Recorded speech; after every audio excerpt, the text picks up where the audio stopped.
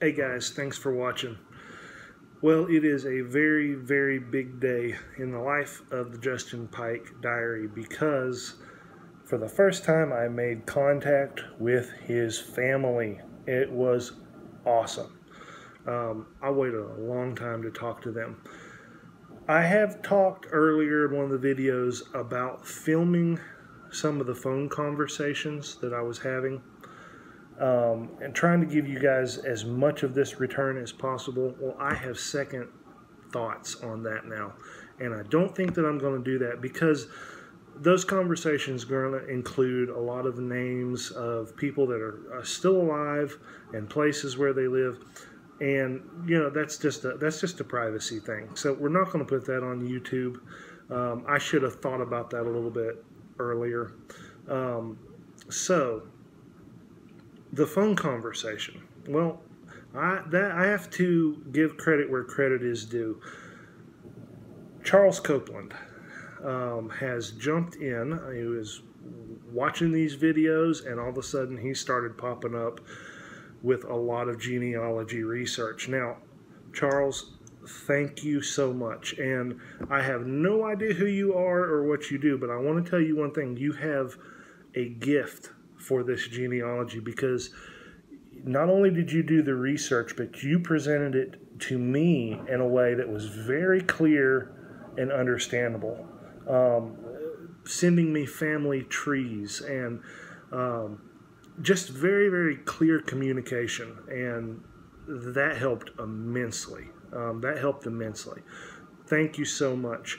You know, when you do genealogy, boy, it gets tough. It gets real tough because families tend to name more than one individual in the family after other family members. So you've got multiple names, and then you got multiple sources of information, and you've got different senses.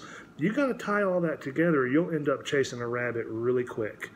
And Charles, you brought it all together for me. So it all boiled down to a obituary in a newspaper, okay?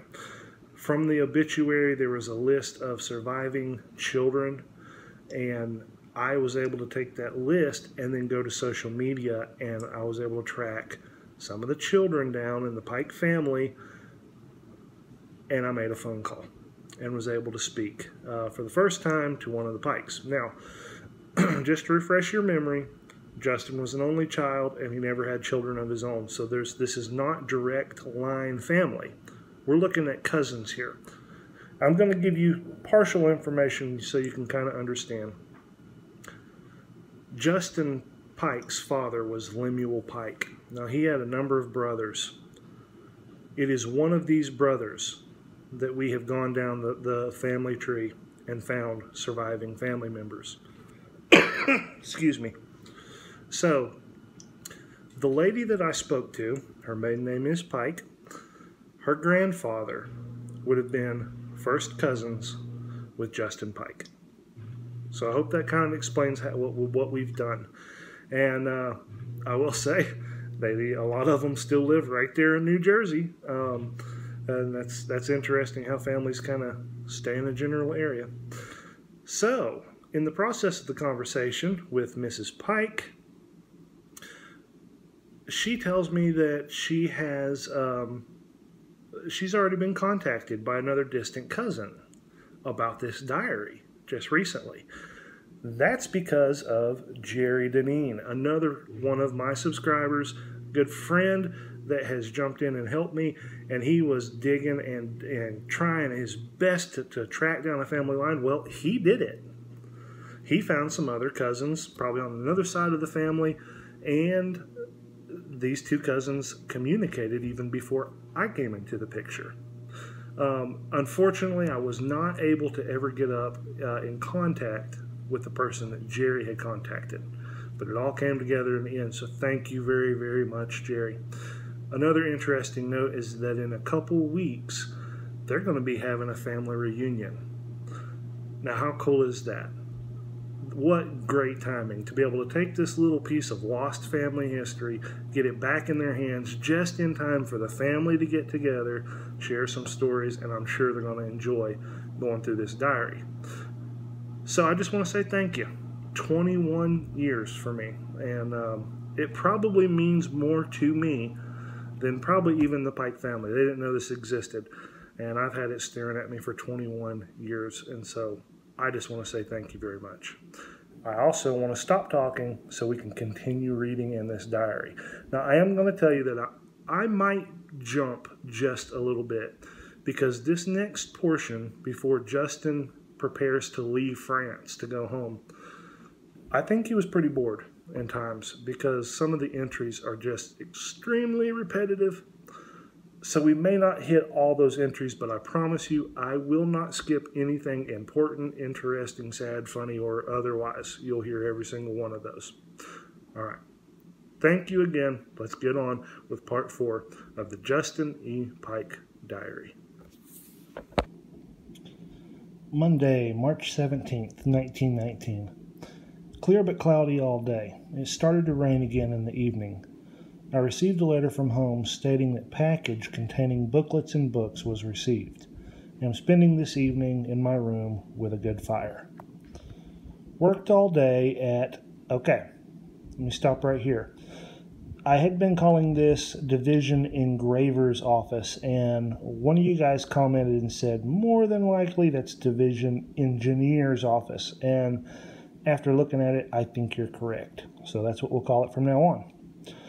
Worked all day at the Division Engineer's Office on signs and sketches for the Corps maneuvers. We are having plenty of work to do. Cloudy but clear all day. Received North American paper from home.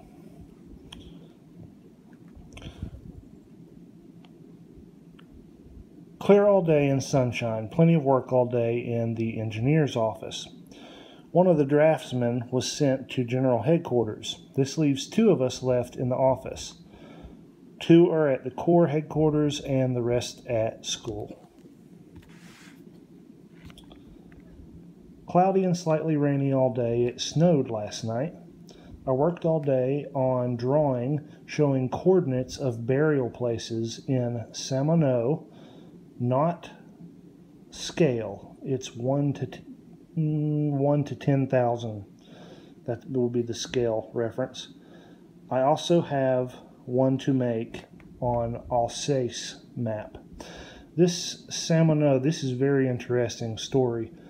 This is a little French village that was absolutely destroyed, and many of the civilian population died.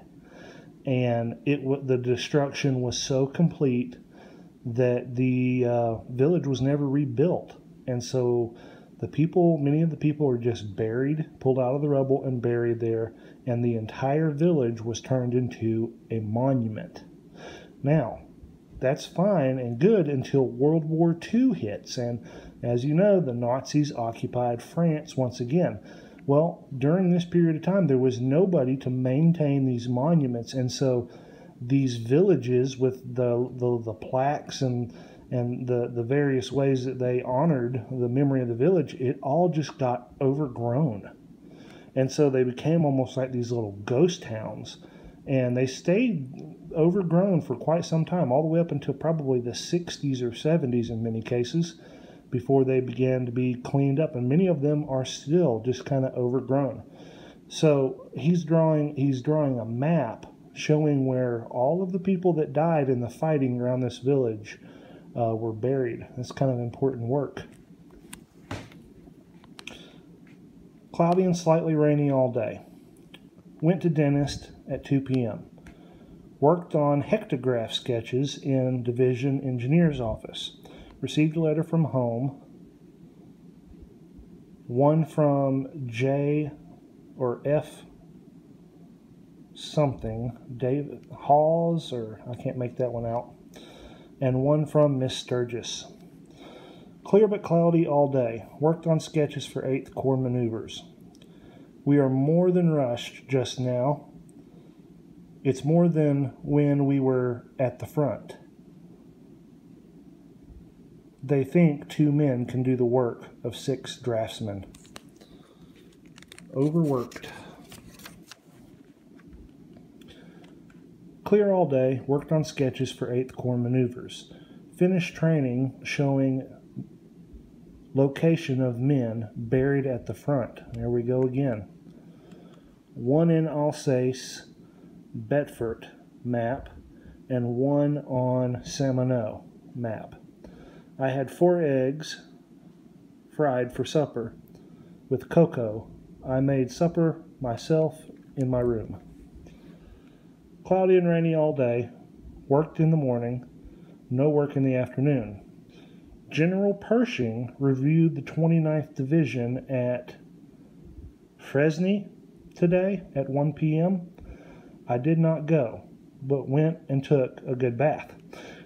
If you look at, I believe it's the first or the second video.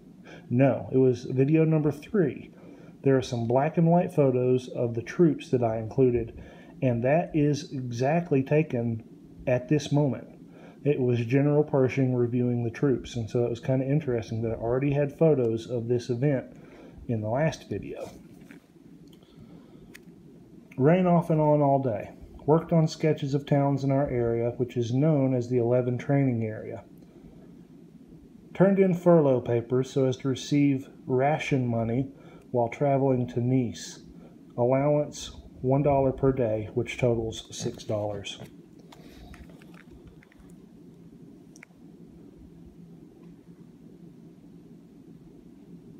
The payroll was being signed today, but I did not sign it, and I have no pay due. I sent home 2 packages of books.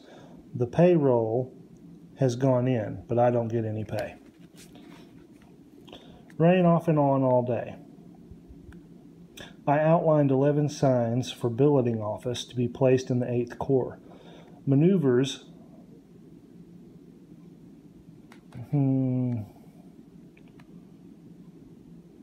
Not sure where a sentence ended and began. A good day work too. Maneuvers, a good day's work too. 2 of us are trying to do the work of 4 draftsmen. I received a letter from R. Roger. Captain Walker was not.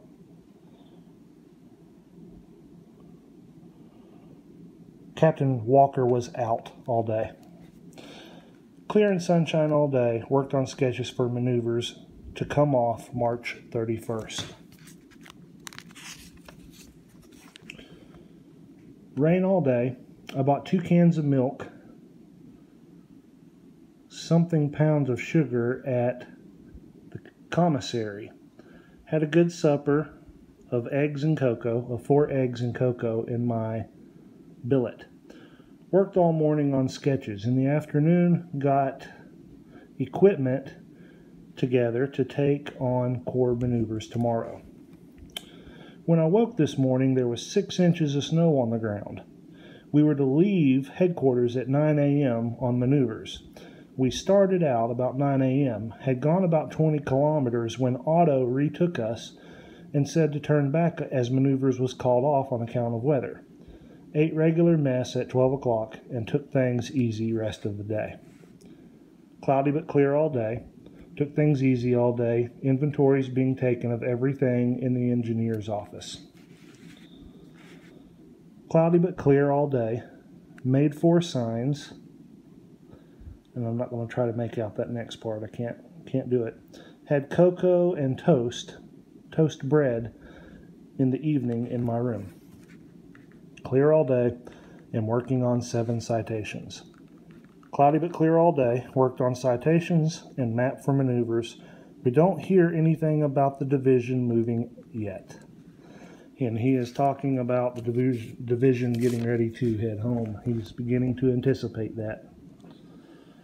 Clear but cloudy all day. Worked off and on citations.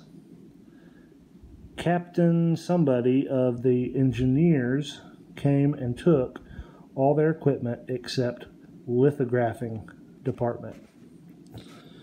Received a letter from home today. Clear all day. The sun shone in the afternoon. Worked on citations and mounted a map. In the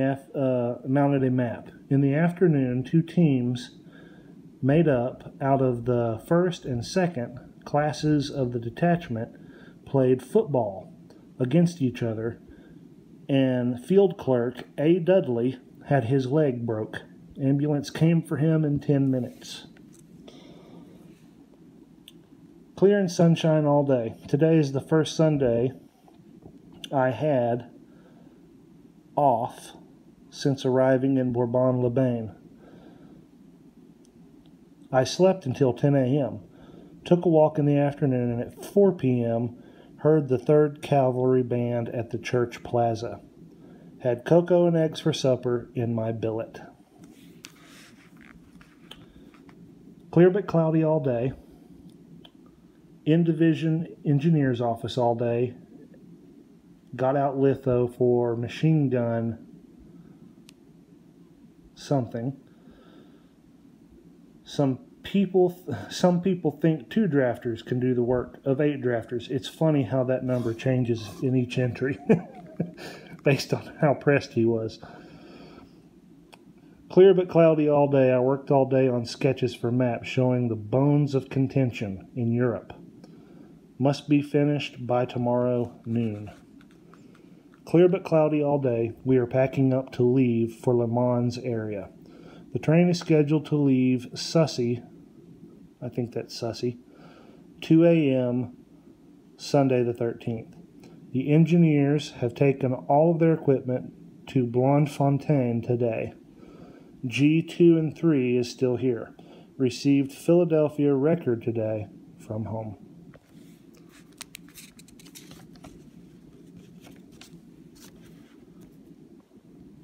April 10th, I mailed home book on travels in the Andes Mountains. Clear all day, but mostly cloudy. The drafting equipment of G2 was turned in today. Hurrah!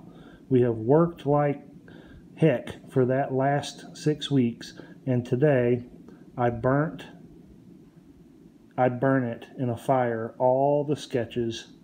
Received a letter from home today, dated March 25th. Clear but cloudy all day. Worked in our G2 office, packing up and lettering the cases. Uneventful day. Drizzling rain on and off all day. Packed rest of boxes and marked them. Very uneventful day. Tomorrow we move from Bourbon-les-Bains. So the trip home has begun. And we're going to leave off right there and continue probably tomorrow. Thanks for watching.